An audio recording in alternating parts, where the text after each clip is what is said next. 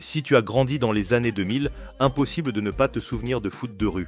Ce dessin animé, mélangeant football, amitié et compétition, a marqué une génération et continue d'être une référence pour les amateurs de football urbain.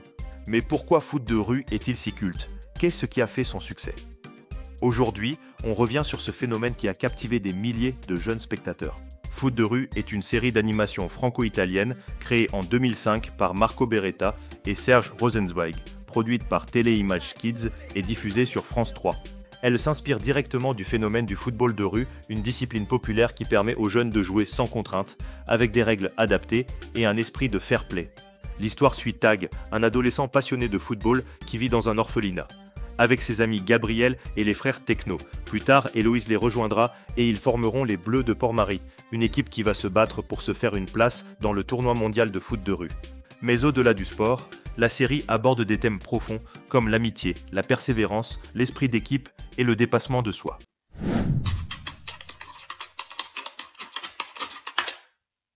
Dans la première saison, on découvre Tag, un jeune orphelin talentueux et passionné de football. Il réunit une équipe avec ses amis du centre d'accueil et décide de participer au grand tournoi de foot de rue. Mais l'aventure ne sera pas facile.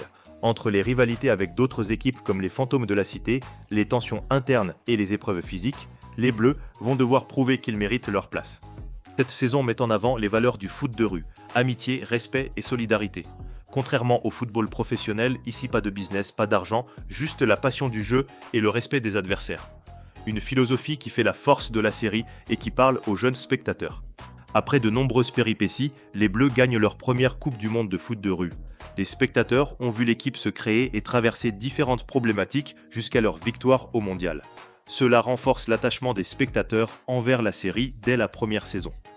D'ailleurs, pour beaucoup, cette saison reste la meilleure aux yeux des fans de la série.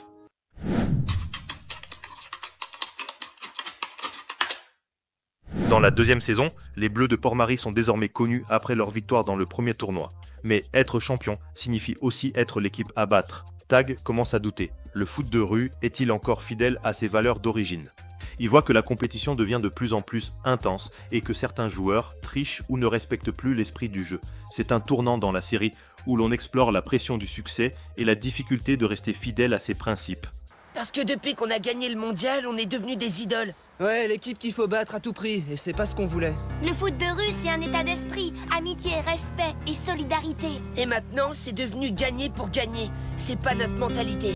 En parallèle, des histoires personnelles se développent. Tag est à la recherche de son identité, Gabriel se questionne sur l'amour et sa relation avec ses parents, tandis qu'Héloïse et Tag vivent enfin leur romance, ce qui était seulement suggéré en saison 1.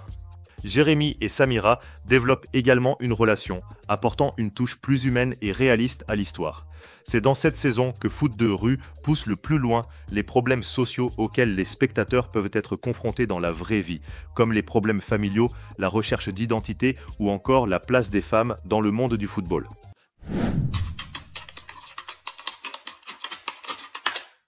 La troisième saison marque un tournant majeur avec le début de la nouvelle Coupe du Monde de foot de rue.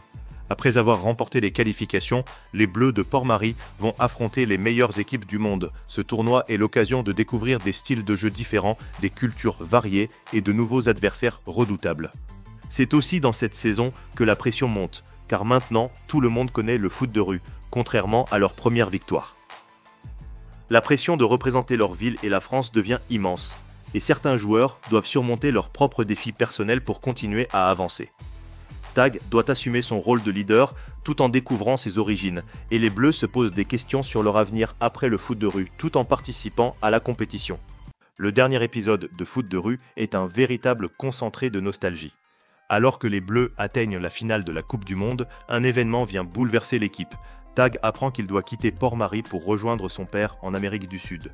Cette annonce choque tout le monde, mais surtout Héloïse, qui n'est pas prête à lui dire adieu. Cependant, un nouveau coup dur frappe les Bleus. Tag décide de quitter l'équipe après la demi-finale et Gabriel se blesse au genou, rendant leur participation incertaine. Une véritable course contre la montre s'engage pour trouver une solution et permettre aux Bleus de jouer la grande finale contre les Panthères de Soweto. Ce dernier match est un condensé d'émotions, car il marque la fin d'une aventure. Après un combat intense sur le terrain, les Bleus remportent la Coupe du Monde et célèbrent ensemble une ultime victoire. Pourtant, la joie est teintée de tristesse, car chacun sait que c'est leur dernier match en tant qu'équipe. Chacun prend un chemin différent, notamment Tag, qui a quitté ses amis pour partir avec son père. La série se termine sur une note nostalgique, soulignant la fin d'une époque pour les Bleus de Port-Marie. Le foot de rue, c'est pas compliqué. On a juste besoin d'un ballon, de quelques copains et d'un endroit pour faire un match. Un point, c'est tout. Pour commencer, le concept est unique. Un dessin animé basé sur le football de rue. Une discipline peu mise en avant dans les médias à l'époque. Nous retrouvons des codes qui sont différents du football que nous connaissons. Nous apprenons ces règles en même temps que les protagonistes, ce qui nous met en immersion dès la saison 1.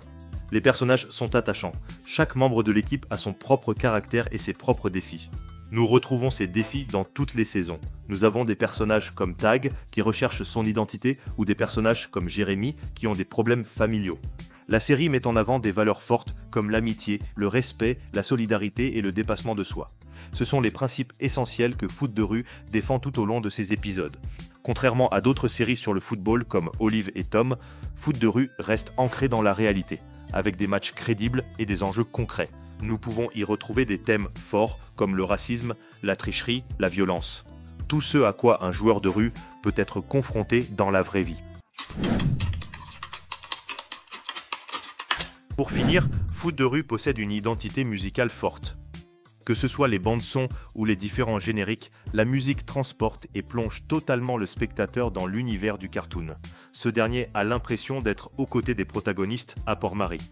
Après 3 saisons à succès, Foot de rue a laissé une empreinte durable dans la culture populaire. Cependant, ces tentatives de suite n'ont pas rencontré le même succès. En 2014, Foot de rue extrême voit le jour avec un nouveau casting et un concept légèrement modifié. Si la série conserve l'essence du foot de rue, elle apporte des changements qui n'ont pas convaincu les fans de la première heure. Tout d'abord, l'histoire ne suit plus Tag et les Bleus de Port-Marie, ce qui a entraîné une déconnexion immédiate avec l'ancienne génération de spectateurs. Ensuite, l'ambiance plus futuriste et les nouvelles règles du tournoi ont éloigné la série de son aspect authentique et réaliste. Les personnages manquaient également de profondeur comparés à ceux de la première trilogie, ce qui a rendu l'attachement plus difficile. Enfin, le passage à une animation plus moderne mais plus rigide a également perturbé certains fans. Plus tard, la série a tenté un ultime retour avec une saison 4, centrée sur Petit Dragon, un nouveau héros chargé de perpétuer l'héritage des Bleus. Mais une fois encore, l'absence des personnages originaux a été un frein. Le format et l'écriture semblaient davantage s'adresser à un public plus jeune, ce qui a déstabilisé ceux qui avaient grandi avec la série originale. De plus, le manque de promotion et de visibilité n'a pas aidé à créer un véritable engouement autour de cette nouvelle saison.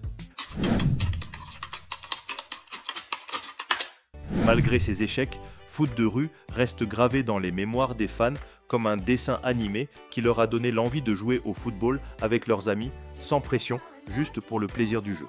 La série originale a marqué une génération en mettant en avant des valeurs fortes et en s'ancrant dans une réalité proche du public.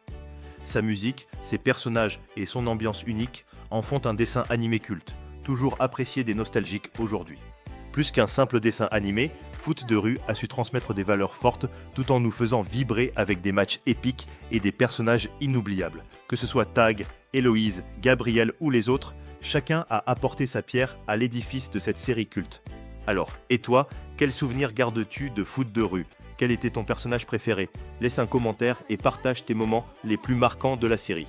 Abonne-toi pour encore plus d'analyses sur les dessins animés cultes. Allez, à très vite pour une nouvelle vidéo et surtout n'oublie jamais, amitié, respect, Foot de rue. Street football and love.